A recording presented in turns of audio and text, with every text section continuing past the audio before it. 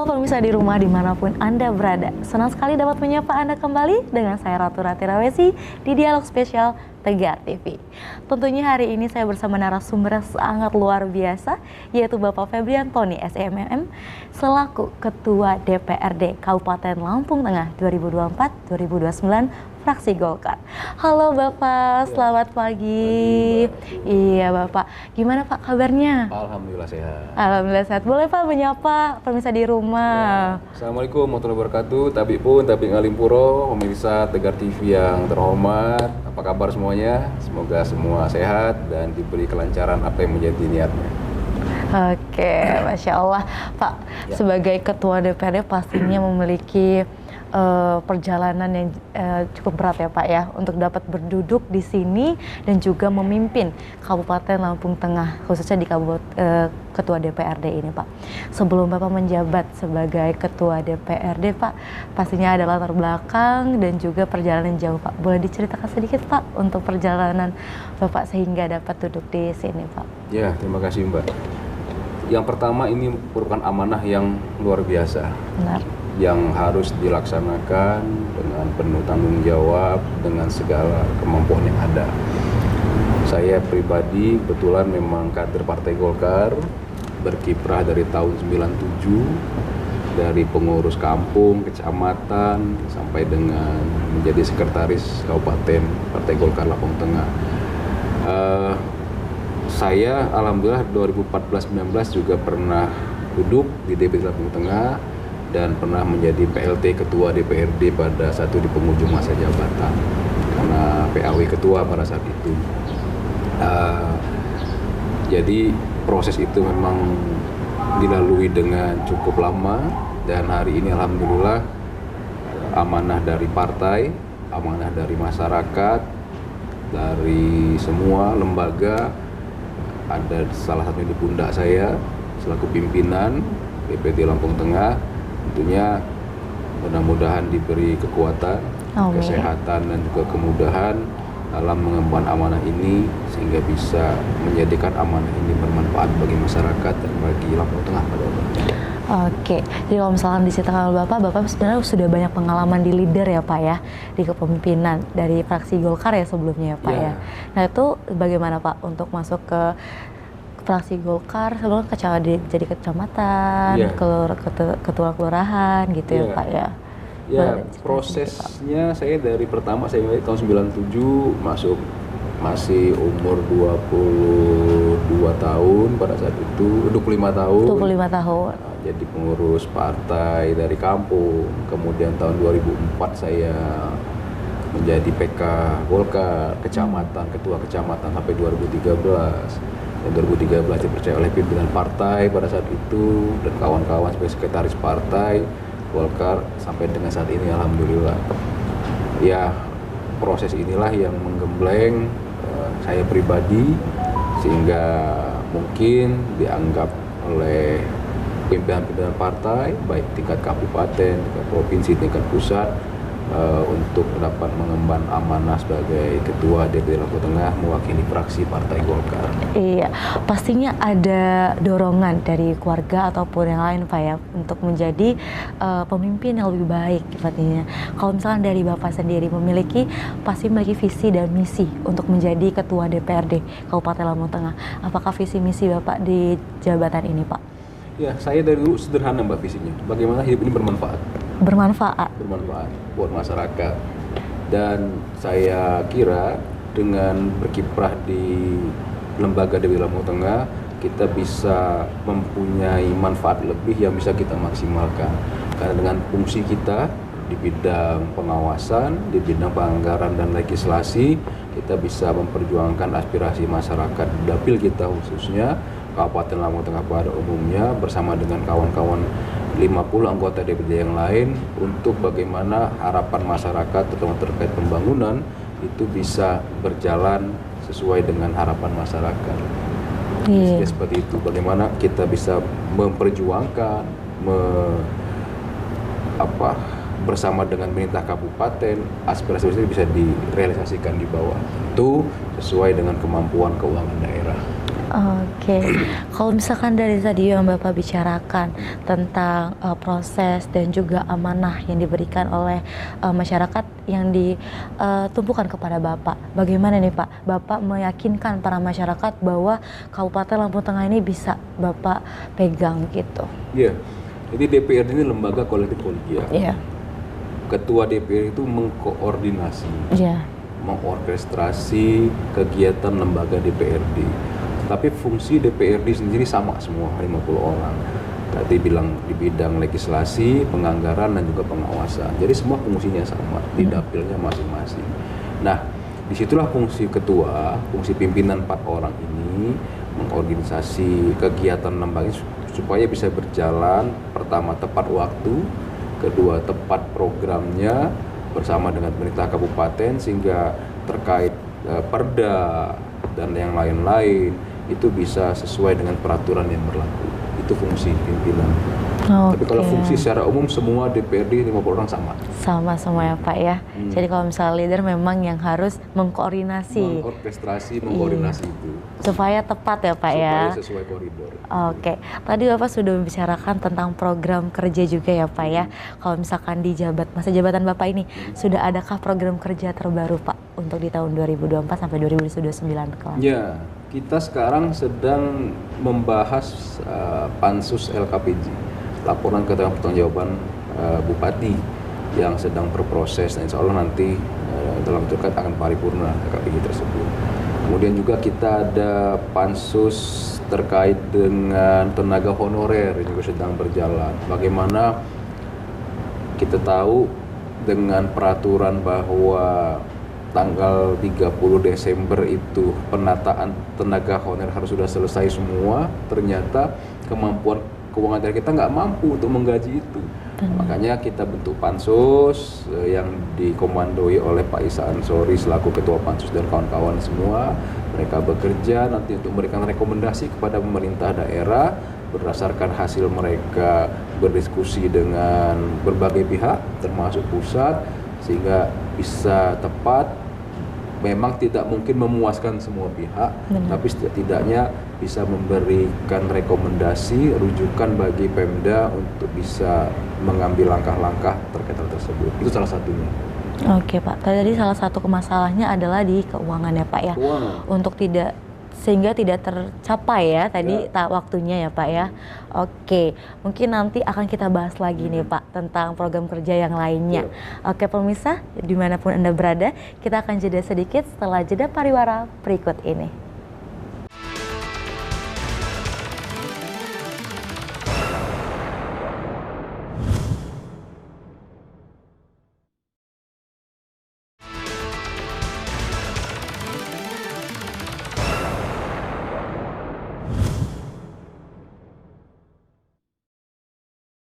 Halo pemirsa di rumah, kembali lagi dengan saya Ratu Ratirawesi. Tentunya saya bersama narasumber yang sangat luar biasa yang temani ialah Bapak. Halo Bapak, ya Bapak Febriantoni ini selaku Ketua DPRD ya. Kita berbicara kembali ya Pak ya. Oke, tadi kita sudah membicarakan tentang program kerja yang ada di Kabupaten Lampung Tengah, yaitu tadi tentang pansus ya Pak ya.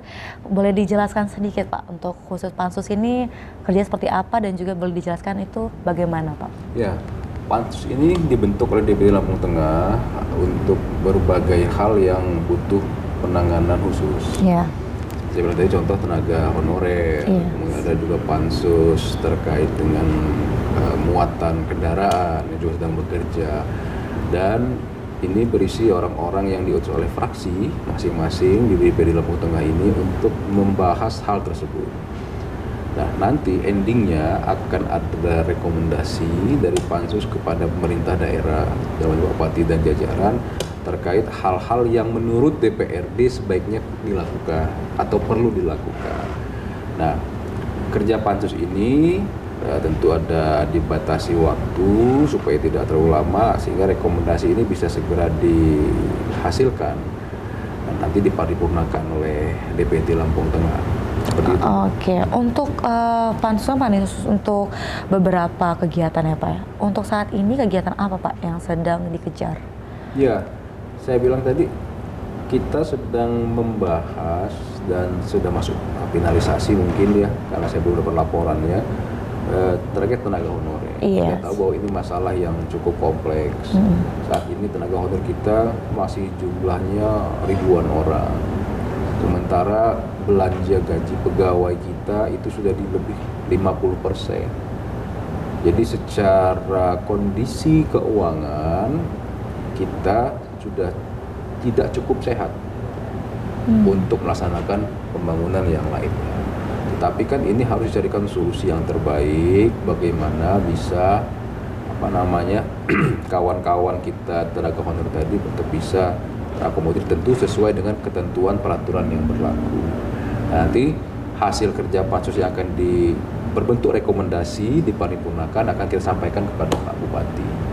Gitu. Seperti itu. Apakah ada tenggat waktu sendiri Pak untuk pansus itu menyelesaikan? 1 tahun anggaran ya Pak? Tahun anggaran. Untuk tenaga honorer yang di Kabupaten Lampung Tengah ini bagaimana Pak keadaannya? Sekarang kan sedang ada banyaknya efisiensi dan lain-lain juga. Terkait efisiensi, ini kan memang instruksi Presiden. Iya, benar sekali. Yang harus dilaksanakan oleh semua, bukan hanya Lampung Tengah. Benar sekali. Indonesia. Nah tentu Pak Bupati sesuai dengan edaran yang dikeluarkan oleh Mendagri diberikan wewenang untuk merasionalisasi program-program, dan itu yang sedang dilakukan oleh Pak Bupati dan jajarannya. Nanti pada saat APBD perubahan tentu kita akan melakukan sinkronisasi terkait program-program yang mungkin perlu dilakukan atau mungkin perlu digeser sehingga sesuai dengan asta-cita Presiden tentunya, sesuai dengan visi misi Pak Bupati dan juga harapan kita dari DPRD Lampung Tengah. Yang pasti kita dengan efisiensi ini berupaya semaksimal mungkin bersama dengan pemerintah daerah untuk bisa tetap program berjalan, terutama terkait dengan program-program prioritas baik yang ada di tingkat pusat yang diminta dukungan dari kabupaten maupun visi misi bupati tentunya. Dan pasti kami selaku DPD Lampung Tengah ingin berkolaborasi yang baik, ingin bekerja sama yang baik, karena dengan kolaborasi yang baik antara pemerintah kabupaten dan DPRD ini bisa menghasilkan juga satu hal yang baik untuk Kabupaten Lampung Tengah tentunya. Pastinya Pak ya, semoga bisa tercapai Pak ya. Amin. Untuk masyarakat Kabupaten Lampung Tengah sendiri Pak, untuk mendengar berita efisiensi memang dari Presiden kita ya Pak ya, bagaimana respon mereka Pak terhadap hal tersebut? Ya, kita Lampung Tengah ini kan sangat luas wilayahnya, paling luas. Kemudian kondisi infrastruktur kita juga masih banyak yang perlu diperbaiki. Benar. Walaupun dari zaman periode Bupati pertama Pak Andi Ahmad sampai dengan Pak Musa Ahmad kemarin sudah banyak hal yang dilakukan untuk Lampung Tengah. Tapi karena luasnya wilayah, keterbatasan anggaran tadi, ya masih banyak juga yang masih perlu disentuh. Nah, oleh karena itu besar harapan masyarakat kepada penyelenggara pemerintah daerah di Kabupaten Lampung Tengah. Penyelenggara kan ada 2, Bupati jajarannya dan DPRD. Yes. Kita bersama-sama sebagai penyelenggara pemerintah daerah. Harapan mereka ya bagaimana aspirasi masyarakat terutama terkait pembangunan infrastruktur itu bisa berjalan. Nah, itu yang sedang mungkin dilakukan oleh Pak Bupati bersama dengan jajarannya untuk merasionalisasi semua program-program yang mungkin tidak efektif sesuai dengan impres tadi bisa digeser, bisa dialihkan nanti untuk program yang lebih mengena. Tetapi memang pada saat ini kami belum terima terkait hasil efisiensi tersebut, berapa jumlahnya, kemudian kemana saja. Nanti di saat perubahan baru kita akan bahas semua. Oke, jadi memang belum terlalu membahas soal efisiensi itu ya Pak ya? Ya. Masih ada program kerja lain yang lebih mendesak lagi. Dibahas saat ini efisiensi kan dibahas di pihak Pemda, eksekutif, mereka sedang menghitung di mana yang direalisasi, mana yang diefisiensi, untuk apa, nanti setelah itu baru dibahas bersama kita nanti di perubahan. Oke. Jadi belum ada final ya Pak ya? Masih berproses ya? Supaya tepat nantinya. Oke, pemirsa di rumah ini sudah diberitahu lah ya Pak ya soal efisiensi, itu juga sedang proses. Semoga semuanya tetap adil ya Pak ya bagi masyarakat Kabupaten Lampung Yang Tengah. pasti DPRD bersama dengan pemerintah kabupaten berupaya dengan kondisi yang ada, keterbatasan anggaran yang ada, yang terbaik untuk masyarakat Lampung Tengah. Jadi mohon pengertian dan bersabar, mana titik-titik prioritas pasti yang akan menjadi upaya fokus dari pemerintah daerah Kabupaten Lampung Tengah dan DPRD tentunya. Oke, untuk program kerja tadi Pak, ada menyinggung sedikit tentang infrastruktur di Kabupaten Lampung Tengah. Sebenarnya untuk program kerja sebelumnya sama yang sekarang, apa yang sudah dilanjutkan, apa yang gebrakan baru gitu Pak untuk di periode Bapak ini, untuk di bidang infrastruktur? Ya, jadi DPRD ini kan fungsinya ada di bidang penganggaran. Penganggaran itu membahas bersama dengan pemerintah daerah, kemudian menyetujui di paripurna. Dan membahas itu program yang sudah disusun oleh pemerintah. Kami DPRD memiliki waktu untuk menyerap aspirasi pada saat reses, turun ke bawah, dan juga lainnya dalam bentuk pokir yang kami sampaikan kepada pemerintah daerah. Pokir ini harapan-harapan masyarakat ini disampaikan kepada kami DPRD 50 orang untuk ditindaklanjuti oleh Pemda. Setelah kami sampaikan, mereka rangkum oleh eksekutif, dimasukkan dalam draft RAPBD yang akan disusun, nanti akan dibahas bersama dengan DPRD. Setelah bersepakat, menurut pembahasan tadi, baru diparipurnakan dan menjadi perda APBD nantinya. Oke, jadi untuk sejauh ini masih ada ya Pak ya ke program-program yang lain seperti pembangunan dan juga ekonomi dan lain-lainnya pasti ada ya. Pasti ada. Pasti Cuman ada. kan tadi karena masih proses ini, pertama kan transisi bupati yang baru kan tanggal 20 Februari baru dilantik, berproses, kemudian ada impres tentang efisiensi dan penataan tadi.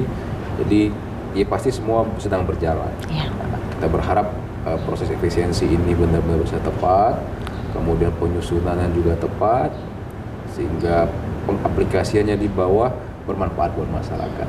Iya, semuanya sudah diusahakan ya Pak, semuanya tepat dan juga lancar pastinya. Oke, pemirsa di rumah, kita akan berbicara atau berbincang lagi bersama Bapak Febri setelah jeda pariwara berikut ini.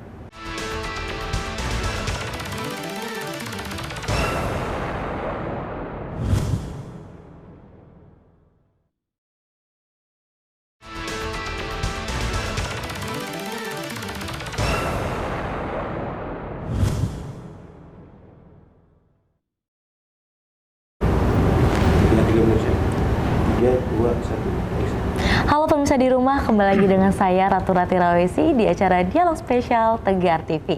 Kita masih berbincang bersama Bapak Febri Antoni. Halo Bapak. Iya, selaku Ketua DPRD Kabupaten Lampung Tengah, Masya Allah. Bapak, tadi kita sudah membahas tentang program kerja dan juga bagaimana keadaan di masyarakat Kabupaten Lampung Tengah. Nah, untuk selanjutnya nih Pak, tadi sudah menyinggung sedikit tentang infrastruktur di Kabupaten Lampung Tengah.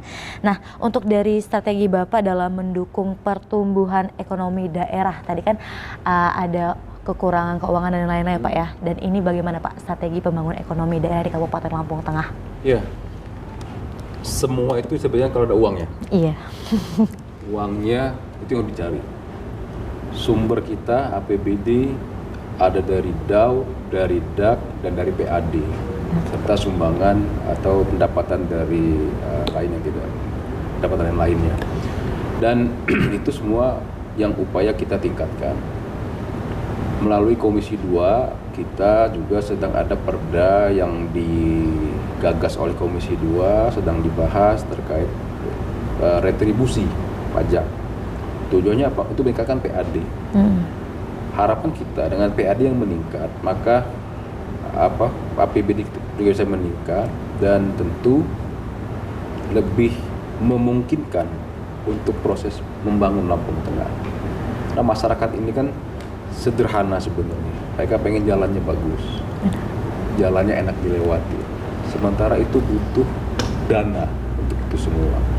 Nah, itu yang tentu diupayakan oleh semua pihak, dalam hal ini eksekutif dan legislatif, berkolaborasi bersama bagaimana ini bisa semaksimal mungkin kita laksanakan. Terkait dengan peningkatan ekonomi tentu butuh dukungan semua. Benar. Saya bilang tadi, infrastruktur kalau dia baik, contohnya gini, ada lahan pertanian, karena mayoritas pasar Lampung kan petani, Benar. baik itu padi, singkong dan lain-lain. Di saat mereka mulai tanam, bagaimana kebutuhannya itu bisa tercukupi, mulai dari bibit yang unggul, benih yang unggul, kemudian pupuk dan sebagainya, alsintan yang memadai dan sebagainya, sampai proses dan panen. Saat panen, kalau jalannya bisa dilewati dengan mudah, kan menurunkan kos mobilisasinya, transportasinya. Nah, harapannya kalau kosnya menurun, kan pasti ekonominya bisa lebih baik lagi, karena kaitannya dengan pendapatan yang meningkat dari petani. Begitu juga dari sektor UMKM. Bagaimana dengan potensi yang ada itu bisa dimaksimalkan melalui dinas-dinas terkait, ada pendampingan dan sebagainya.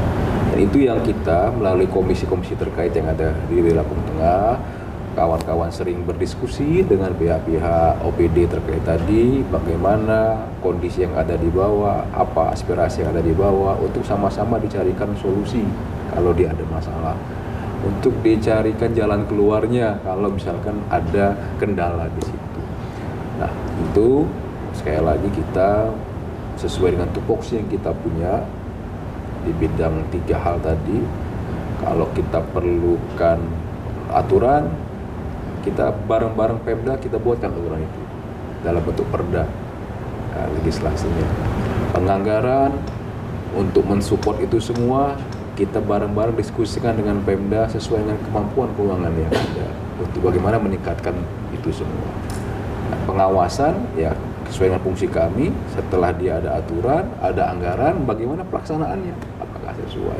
Sehingga tentu harapannya terakhir bagaimana peningkatan kesejahteraan masyarakat tadi dengan peningkatan ekonomi, dan itu butuh kerja semua pihak, kerja bareng, termasuk juga stakeholder pendukung, perusahaan-perusahaan yang ada di Lampung Tengah, yang bagaimana mungkin mereka bisa membina UKM yang ada, sehingga ya dengan kerjasama yang baik semua pihak mudah-mudahan itu bisa kita capai lah, itu harapan kita.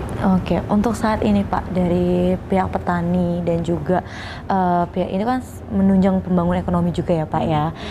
Dari selama Bapak menjabat nih, sudah melakukan atau sosialisasi kepada para petani itu seperti apa? Apakah sudah berjalan dengan dibantu dengan dinas-dinas tertentu ya, tipoksinya masing-masing ya Pak ya? Apakah bagaimana Pak?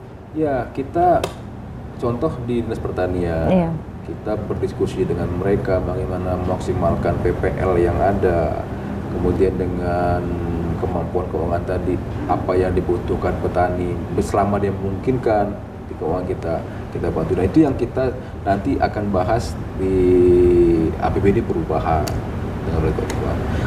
Dan hari ini sesuai dengan pengawasan yang kami punya, fungsinya kita diskusi dengan OPD terkait bagaimana apa program-program yang sudah direncanakan, dianggarkan, karena ketok palu APBD ini kan periode yang lalu, Mbak. Bukan periode ini ya. Belum kami dilantik. Nah, jadi tentu bagaimana sudah dianggarkan tersebut, yang sudah bisa berjalan itu bisa maksimal, kemudian yang terkena efisiensi itu mudah-mudahan lebih tepat peruntukannya, sehingga nanti bisa betul-betul dirasakan manfaatnya oleh masyarakat. Itu harapan kita. Oke Pak, untuk efisiensi tersendiri dengan pembangunan ekonomi, apakah ini akan ada terkaitan Pak? Ya pasti ada lah, pasti ada. Apalagi kan sekarang rata-rata kan 50% itu efisiensinya. Tapi kan efisiensi itu sebenarnya kalau cita-cita Pak Presiden sih kan baik sebenarnya. Bagaimana anggaran tersebut bisa lebih tepat penggunaannya, lebih tepat sasarannya. Dan itu yang sedang diupayakan oleh pemerintah kabupaten, disusun oleh mereka, dan Dan nanti tentu kita berharap kalau sudah siap, sudah oke oleh mereka, bisa diberitahukan, disampaikan ke kami, ya nanti kita diskusikan bersama juga. Oke, jadi akan ada prosesnya ya Pak ya, yang pastinya akan adil kepada masyarakat Kabupaten Lampung Tengah, dan juga untuk masyarakat Kabupaten Lampung Tengah harap mengerti ya Pak ya, akan adanya efisiensi ini ya Pak ya. Yang pasti pemerintah kabupaten, DPRD itu berupaya semaksimal mungkin untuk masyarakat. Benar sekali, sudah diupayakan semaksimal mungkin ya Pak ya? Semaksimal mungkin, sesuai dengan tupoksi masing-masing. Benar sekali. Oke, itulah perbincangan kita bersama Bapak Febri Antoni. Sebelum saya tutup pada hari ini, Bapak boleh menyampaikan atau sapa-sapa kepada masyarakat Kabupaten Lampung Tengah yang ada di rumah Bapak. Baik, terima kasih.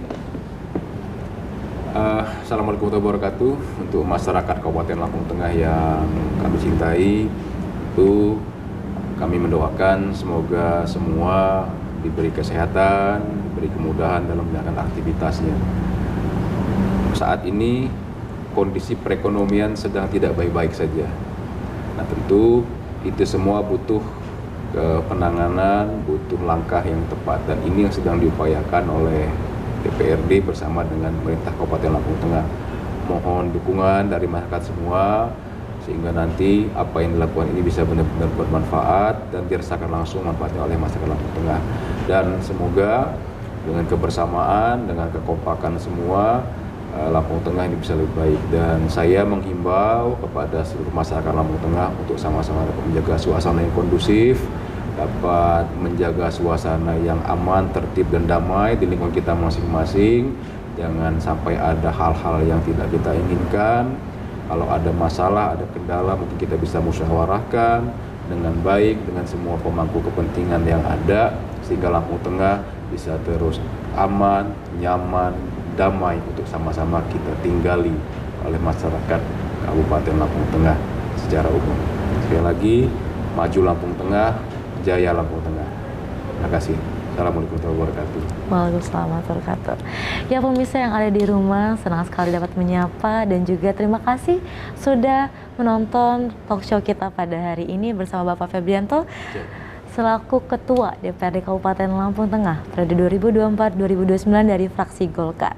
Saya Ratu Rati Rawesi pamit undur diri. Terima kasih.